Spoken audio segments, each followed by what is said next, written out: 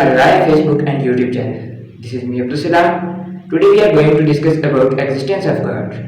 صدیوں سے یہ بحث چلی آ رہی ہے کہ آیا خدا کیا واقعتاً کوئی وجود ہے یا یہ محض مذہبی لوگوں کی گڑھی ہوئی ایک داستان ہے. پہلے اس بحث کا میدان فلسفہ رہا ہے. بہت سے ملحد فلاسفرز نے خدا کے وجود کی نفی کی، لیکن پھر امام غزالی جیسے نیک سیرت لوگوں نے ان کا مدلل نقد کیا. With the passage of time لوگوں کا فلسفے میں شغف کم ہوتا گیا تو ملحدین نے سائنس کو مذہب کے الٹرنیٹ کے طور پر پیش کرنا شروع کیا. آج ہم ان سائنٹیفک فیکٹس کی بنیاد پر خدا کے وجود کو دیکھیں گے. Let's start. ہم آج کے ٹاپک اسٹارٹ کرتے ہیں. Existence of God. Existence of God, خدا کے وجود کو سمجھنے کے لیے تین طریقے ہو سکتے ہیں. ایک بات یاد رکھیے گا کہ ہم جتنے بھی یونیورس میں ہیومن بینگز یا جتنی بھی مخلوق کریچرز ایگزسٹ کرتی ہیں وہ ظاہر ہے وہ کثرت ہیں، یعنی کثرت وجود ایگزسٹ کرتے ہیں. پودوں کا الگ سے وجود ہے، بیکٹیریاز ہیں، اسی طرح سے ہیومن بینگز ہیں، ان کا الگ سے وجود ہے. خدا کی ذات واحد ہے. اب ہم نے اس واحد ذات کو پہچاننا ہے اور اپنی حقیقت کو جاننا ہے کہ ہم کون ہیں. تو اس کے تین طریقے ہیں. پہلا یہ ہے وحدت سے کثرت. یہ فیلڈ ہے ریلیجن کی جس کو ایکسپلین کرتی ہے کریشن تھیوری، نظریہ تخلیق. اس سے مراد کیا ہے؟ اس سے مراد یہ ہے کہ خدا واحد ہے. اس نے خود ہمیں بتایا کہ ہم اس دنیا میں کس لیے آئے ہیں، ہمارا مقصد کیا ہے، اور اس نے ہمیں اپنی پہچان کروائی ہے. تو یہ ہے کہ واحد سے کثرت تک ہم پہنچ جائے ہیں. ہم نے اپنی ذات کو کیسے پہچانا ہے اور خدا کی ذات کو کیسے پہچانا ہے، تو وہ اللہ کے ذریعے ہے. یہ ہے وحدت سے کثرت تک کا سفر. اس کے آگے ہے دوبارہ آ جاتا ہے وحدت سے کثرت. اب یہ جو ہے یہ یونٹی آف بینگ صوفیزم. اچھا، یہاں پہ صوفیزم ہے. صوفیزم کو دو حصوں میں ڈیوائڈ کیا جاتا ہے. ایک وہ صوفیزم ہے جو ہمارے پبلک میں عام ہے، جو کنسیپٹ جسے ہم تزکیہ نفس بھی کہتے ہیں کہ اپنے نفس کو پاک کر لینا، اور جو بہت سے صوفیاء گزرے ہیں وہ اسی طرح کی کیٹیگری ہیں جنہیں عام پبلک جانتی ہے. لیکن ایک تصوف ہے، وہ ایک الگ سے پیرالل ٹو ریلیجن چیز ہے. ایک وہ تصور دیتی ہے unity of being. Unity of being سے کیا مراد ہے کہ عقیدہ وحدت الوجود. اب یہ بھی وحدت سے کثرت تک کا سفر ہے کہ ہم خود کو کیسے پہچانتے ہیں، اللہ کی ذات کے ذریعے. اب اس میں انہوں نے کیا کیا ہے کہ وہ سمجھ نہ پائے کہ ہم کیا ہیں، تو انہوں نے اپنے وجود کا انکار کر دیا. یہ ہم انشاءاللہ نیکسٹ کسی ایپیسوڈ میں ڈسکس کریں گے. یعنی پہلا جو ہے وہ ریلیجن ایکسپلین کرتا ہے، وہ بھی وحدت سے کثرت تک کا سفر ہے. دوسرا جو صوفیزم ہے وہ بھی وحدت سے کثرت تک کا ہی سفر ہے. یہ جو صوفی تھے جو یونٹی آف بینگ کا تصور دیتے تھے، یہ بھی خود کو مذہبی لوگ ہی کہتے تھے. لیکن حقیقت یہ ہے کہ اس نظریے کا اسلام سے قطعاً کوئی تعلق نہیں ہے. تیسرا کنسیپٹ جو ہے وہ کثرت سے وحدت تک کا سفر ہے، اور یہ فیلڈ ہے سائنس کی. اس کی ایک وجہ ہے کیونکہ مذہب کا اور صوفیزم کا مین فوکس خدائے باری تعالیٰ ہے، جبکہ دوسری طرف کریچر جو ہے اس کے ساتھ جو مینلی ڈیل کرتی ہے وہ سائنس ہے. سائنس میٹر کے ساتھ ڈیل کرتی ہے، اور ہم جتنے بھی ایگزسٹ کر رہے ہیں وہ میٹر ہیں. تو سائنس پہلے خود کو پہچانتی ہے اور پھر اس کے ذریعے ہم خدا تک پہنچتے ہیں. پہلا تو ایک ریلیجن ہے، ہم اس کو کمپیریٹیولی ویسے ہی ڈسکس کرتے جائیں گے. دوسرا جو صوفیزم کا کنسیپٹ ہے وہ ہم انشاءاللہ کسی نیکسٹ ایپیسوڈ میں ڈسکس کریں گے. اور ابھی ہم جو تیسرا طریقہ ہے کثرت سے وحدت تک کا سفر with respect to scientific facts, ہم یہ ڈسکس کریں گے انشاءاللہ.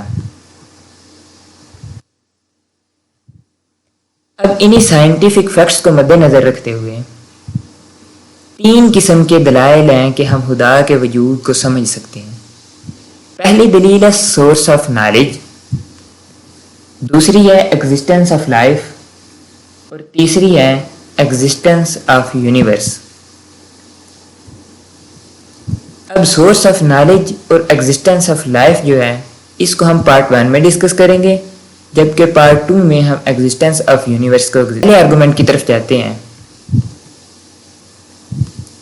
اب سورس آف نالج جو ہے کہ ہم نے خدا کے بارے میں جو یقین حاصل کیا ہے، جو ہمیں علم ہوا ہے خدا کے بارے میں، یا کسی بھی چیز کے بارے میں جو ہمیں علم حاصل ہوتا ہے، اس کے بھی تین طریقے ہیں. ایک انٹیوشن ہے جسے ہم فطرت کہتے ہیں. یہ ایک ریلائبل سورس نہیں ہے. کہ جسے ہم ضمیر کی آواز کہتے ہیں. یہ الگ بات ہے کہ انسان کی جو فطرت ہے وہ مذہب کی بنیاد پر ہی ہے. یہ بھی ہم انشاءاللہ ڈسکس کریں گے. لیکن بہرحال ہم اس کا تعین نہیں کر سکتے کہ اب ایک شخص کہنا شروع کر دے کہ میری ضمیر کی آواز کہتی ہے کہ یہ برائی ہے, دوسرا شخص کہتا ہے نہیں واقعتاً میری ضمیر کی آواز کہتی ہے کہ یہ اچھائی ہے. تو ہم یہ نہیں طے کر سکتے کہ کسی کے ضمیر کی بنیاد پہ ہم یہ طے نہیں کر پائیں گے کہ یہ واقعتاً یہ عمل جو ہے یہ اچھائی ہے یا برائی ہے. تو یہ ریلائبل سورس نہیں ہے. دوسرا کسی چیز کے بارے میں علم حاصل کرنے کا ذریعہ جو ہے وہ آبزرویشن ہے. آبزرویشن کسی بھی طریقے سے ہو سکتی ہے. جو 5 سینسز ہیں ان میں سے کسی بھی طریقے سے آبزرویشن ہو سکتی ہے. تیسرا جو ذریعہ ہے وہ نیوز ہے کہ ہم کسی کے بارے میں جو خبر حاصل کرتے ہیں. اب چونکہ سورس آف نالج پہلا جو ہے وہ ریلائبل سورس نہیں ہے, دوسرے دو ایک ریلائبل سورس ہیں اور ہم ابھی انہی کو ڈسکس کرنے لگے ہیں. اب آبزرویشن میں کیا ہے؟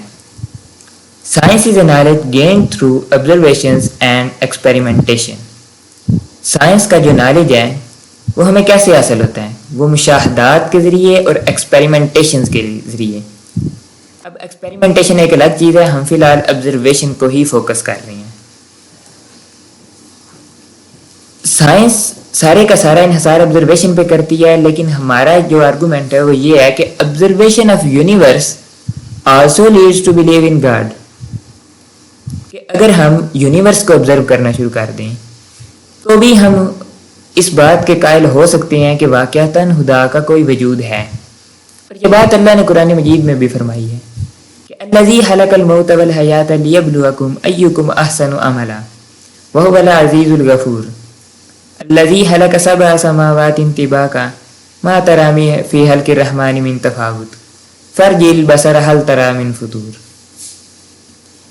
اس میں ہمیں کائنات میں غور کرنے کے بارے میں ڈسکس کیا گیا ہے کہ آپ 7 آسمانوں کو دیکھیں تو آپ ان میں کوئی بھی کسی قسم کا فالٹ آپ کو نظر نہیں آئے گا. آپ ڈھونڈنے کی بھی فالٹ ڈھونڈنے کی بھی کوشش کریں تو آپ کی نظر درماندہ ہو کر واپس لوٹ آئے گی. اب اس کا رزلٹ کیا نکلتا ہے کہ ہم یہ ویسے نہیں کلیم کر رہے کہ یونیورس کو آبزرو کرنے سے ہم بلیو ان گاڈ کی طرف جاتے ہیں. اس کی ہمارے پاس بہت سارے دلائل ہیں. بہت سے ایسے ملحدین تھے جو کائنات میں آبزرویشن کے بعد خدا پر یقین کرنے لگ گئے, اور جو سائنٹسٹ ہیں یا اسٹرانومرز ہیں یہ بھی اسی بات کے ہی قائل ہیں. اور اس رسپیکٹ میں ہم نے یہاں پہ ایک کوٹ نقل کیا ہے, یہ رابرٹ جیسٹرو نے کہا تھا جو ناسا میں ایک مشہور اسٹرانومر ہے. وہ یہ کہتے ہیں کہ astronomers now find that they have painted themselves into a corner because they have proven by their own methods that the world began abruptly in an act of creation to which you can trace the seeds of every star, every planet, every living thing in this cosmos and on the earth.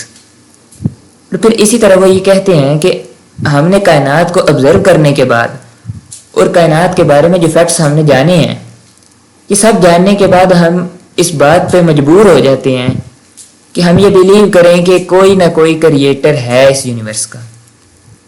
تو ہم یہ کہتے ہیں کہ جو observation ہے, science تو اس کو ویلڈ سورس مانتی ہی ہے, تو ہم یہ کہتے ہیں کہ آبزرویشن واقعتاً ایک ویلڈ سورس ہے خدا پر یقین کرنے کے لیے بھی. اب نیکسٹ آ جاتا ہے نیوز. دوسرا جو سورس ہے وہ نیوز جو ہے وہ سب سے بڑا سورس ہے کسی بھی چیز کے بارے میں علم حاصل کرنے کے لیے, اور یہ سائنس کے نزدیک بھی سب سے بڑا سورس ہے, اور یہ باقی عام روزمرہ زندگی میں بھی سب سے بڑا سورس ہے, اور ریلیجین میں بھی یہ سب سے بڑا سورس ہے. Every student of science believe in expansion of universe observed through Hubble telescope. But how many of these have themselves observed the expansion? ہم یہ کہتے ہیں کہ جتنے بھی سائنس کے اسٹوڈنٹ ہیں وہ اس بات میں بلیو کرتے ہیں کہ یہ جو یونیورس ہے یہ ایکسپینڈ کر رہی ہے. اب ہمیں یہ کیسے پتہ چلا تھا؟ ہبل ٹیلیسکوپ کے ذریعے ہم نے ایکسپینشن آف یونیورس دیکھی تھی. لیکن کتنے سائنس کے اسٹوڈنٹس ہیں, کتنے لوگ ہیں جنہوں نے یہ خود آبزرو کیا تھا؟ وہ بہت تھوڑے لوگ تھے جنہوں نے آبزرو کیا تھا. ہم جو ہیں یہ جتنے بھی سائنس کے اسٹوڈنٹس ہیں وہ شاید ان لوگوں کے نام تک نہ جانتے ہوں جنہوں نے یہ آبزرو کیا تھا ہبل ٹیلیسکوپ کے ذریعے, یہ جنہوں نے اس پہ ریسرچ کی تھی. لیکن وہ اس پہ بلیو کرتے ہیں. انہیں کیسے پتہ چلا؟ بکس کے ذریعے, میگزین کے ذریعے, میڈیا کے ذریعے. اور انہوں نے اس بات پر یقین کر لیا، یعنی ان کے بلیو کا سورس بھی نیوز ہے۔ In daily life we get awareness about incident through news۔ جتنے بھی واقعات ہو رہے ہوتے ہیں جیسے میڈیا پہ ہمیں بتائے جاتے ہیں، تو ہم ادھر جا کے خود وہ واقعہ آبزرو نہیں کر رہے ہوتے، لیکن ہم نیوز کی بیس پہ ہی ان پر بلیو کرتے ہیں۔ اب ایک یہ اعتراض ہو سکتا ہے کہ ٹی وی چینلز پہ ہمیں تو ان کی تصاویر دکھائی جاتی ہیں ہر چیز، لیکن دوسری طرف دیکھیں جب ایک ریڈیو تھا تو وہ بھی ایک سورس سمجھا جاتا تھا اور ویلڈ سورس سمجھا جاتا تھا۔ اب اس میں کسی قسم کے ہمیں تصاویر وغیرہ نہیں دکھائی جا رہی ہوتی، ویڈیو نہیں دکھائی جا رہی ہوتی، لیکن ہم پھر بھی صرف باتوں پر بلیو کرتے ہیں۔ تو نیوز بھی ایک بہت بڑا سورس ہے۔ اب اس میں ایک اور بات بھی قابل غور ہے کہ کتنے لوگ ہیں جنہیں زندگی میں یہ تجربہ حاصل ہوا ہوگا کہ انہوں نے کرنٹ کو چھوا ہو یا کسی بھی نیک وائر کو چھوا ہو اور انہیں کرنٹ لگا ہو۔ اب ہم میں سے شاید ہی کوئی لوگ ہوں گے جنہوں نے، یعنی بہت تھوڑی تعداد ہوتی ہے جنہوں نے یہ خود آبزرو کیا ہے اور وہ اس ایکسپیریمنٹ سے گزرے ہیں، لیکن ہم پھر بھی اس بات پہ بلیو کرتے ہیں کہ واقعتاً کرنٹ کو یا نیک وائر کو پکڑنے سے ہمیں کرنٹ لگے گا، اور شاید ہم نے کسی کو کرنٹ لگتے بھی نہ دیکھا ہو۔ اب اس کا کیا سورس ہے کہ ہمیں یقین ہے اور ہم یہ نہیں کرتے؟ اس کا سورس بھی صرف اور صرف نیوز ہے۔ تو ہم یہ کہتے ہیں کہ سائنس کی فیلڈ میں بھی اور روزمرہ کے معاملات میں بھی نیوز جو ہے یہ سب سے بڑا سورس ہے۔ اب ہم اپنے کلیم کی طرف آتے ہیں کہ Muslims also came to know about اللہ through the holy prophet Muhammad صلی اللہ علیہ وسلم، کہ ہمیں اللہ کے بارے میں کیسے پتا چلا؟ نبی صلی اللہ علیہ وسلم نے آگے ہمیں آشنا کروایا۔ The prophet claimed that he got through series of observations of essence، کہ انہیں وحی کے بارے میں بہت سے مشاہدات ہوئے ہیں۔ کبھی جبرائیل علیہ السلام انسانی شکل میں آئے ہیں اور کبھی انہیں افق پر ایک ایسی حالت میں نمودار ہوئے ہیں جو عام انسان مشاہدہ نہیں کر سکتے جس چیز کا۔ History shows that even disbelievers gave the guarantee of character of holy prophet صلی اللہ علیہ وسلم۔ اب دیکھیں وہ جو سائنٹسٹ ہیں جنہوں نے یہ کلیم کیا تھا وہ تو مجہول ہیں، ہم تو انہیں ان نون ہیں، بہت سارے کم لوگ ان کو جانتے ہیں، اور اگر جانتے بھی ہیں تو بہت سے لوگ ہوں گے جو ان پر اعتراضات کرتے ہوں گے کہ یہ شخص عام روزمرہ زندگی میں جھوٹ بولتا ہے، یا اگر نہیں بھی بولتا جھوٹ تو ہمیں پتہ نہیں ہے کتنے لوگوں نے گواہی دیا کہ نہیں یہ ہر فیلڈ میں ہر وقت سچ بولتا رہتا ہے، ہمیں یہ معلوم نہیں ہے۔ لیکن دوسری طرف دیکھتے ہیں کہ نبی صلی اللہ علیہ وسلم کے بارے میں ان کو نہ ماننے والے بھی یہ کہتے تھے کہ ان کا کردار بالکل 100% حق پر مبنی ہے، کہ انہوں نے کبھی جھوٹ نہیں بولا۔ اور یہ صرف مسلمز کا کلیم نہیں ہے، یہ ہسٹری شو کرتی ہے۔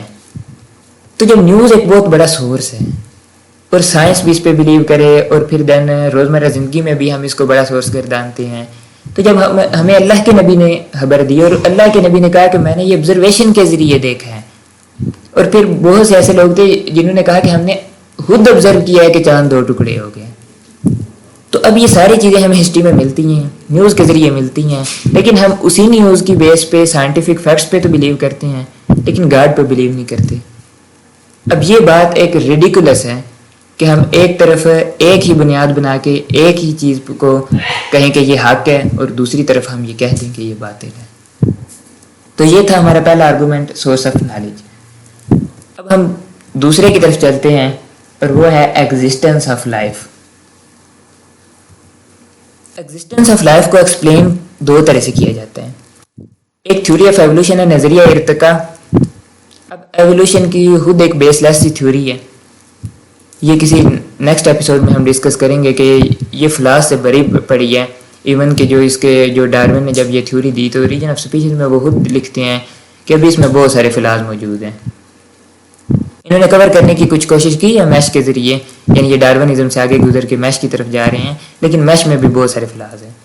اور دوسرا لائف کو ایکسپلین کرنے کا ذریعہ جو ہے وہ کریشن تھیوری ہے جو ریلیجن کی ہے، یعنی یہ جو لائف ایگزسٹ، ایک طرف تو نان لیونگ بینگز ہیں نا جو میٹر ہیں جیسے پتھر ہیں یا ٹیبل ہے یا باقی اس طرح کی جو چیزیں ہیں، یہ جو نان لیونگ تھنگز ہیں یہ ایگزسٹ کر رہی ہیں۔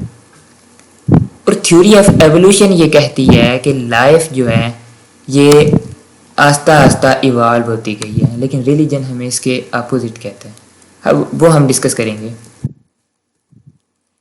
اب ایولیوشن کا کلیم ہے کہ every living organism evolved from a single cell. جتنے بھی لیونگ آرگینزمز ہیں وہ ایک سنگل سیل سے بنے ہیں. یعنی پہلے ایک سیل تھا، یعنی پہلے بالکل ایک میٹر تھا، نان لیونگ بینگ تھی، پھر اس سے ایک سیل نمودار ہوا، اور پھر وہ سیل ایوالو کرتے کرتے ملٹی سیلر ہوا، پھر اس سے پودے بھی نکلے، پھر جانور بھی نکلے، اور انسان بھی اسی سے نکلے، اور باقی بیکٹیریاز بھی اسی سے ایوالو ہوئے. کچھ اس میں سے ایکسٹنکٹ ہو گئے، کچھ ابھی بھی سروائیو کر رہے ہیں. اب اس تھیوری میں ایک فلاح ہے، وہ ایک فیکٹ ہے کہ نان اسپونٹینیس جنریشن تھیوری اس کو بہت اچھے طریقے سے ایکسپلین کرتی ہے کہ یہ امپاسبل کیسے تھا کہ نان لیونگ بینگ سے ایک لیونگ بینگ آ جائے. یہ امپاسبل ہے.